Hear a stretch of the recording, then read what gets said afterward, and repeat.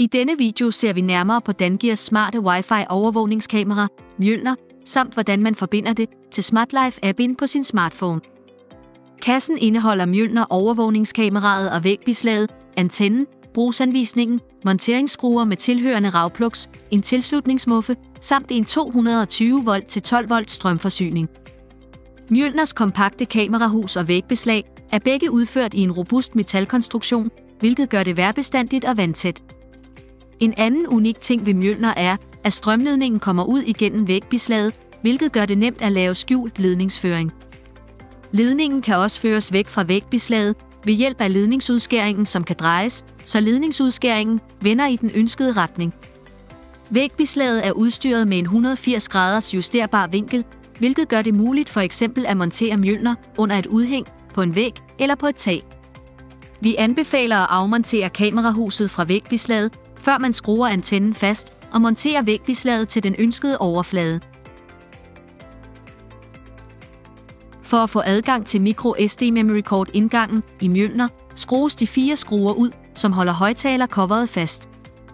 Under højttalercoveret sidder micro SD memory card indgangen samt reset-knappen.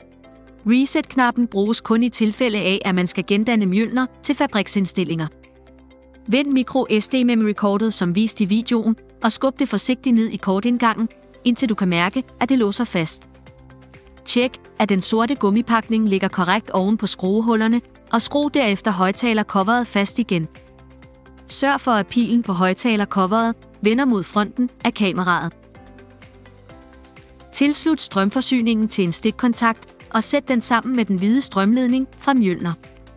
Vi anbefaler, at man starter med at forbinde Mjølner til SmartLife, og så slukker man for strømmen til kameraet og monterer det ønskede sted. Mjølner forbinder nemlig automatisk til SmartLife, når strømmen bliver tilsluttet igen. Åbn SmartLife-appen og tryk på Add Device. Vælg sektionen Kamera og lås, efterfulgt af den første kameratype, som hedder Smart Camera Wi-Fi. Tryk på Next, sæt flueben i boksen og tryk på Next igen. Der vil nu komme en QR-kode frem på skærmen, som skal holdes op for en kameralinsen, så Mjølner kan aflæse QR-koden. Bevæg smartphonen frem og tilbage for en kameraet som vist i videoen,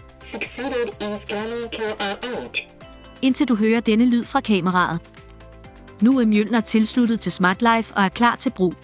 Det sidste du skal gøre er at slukke for strømmen, montere Mjølner det ønskede sted og tilslutte strømmen igen.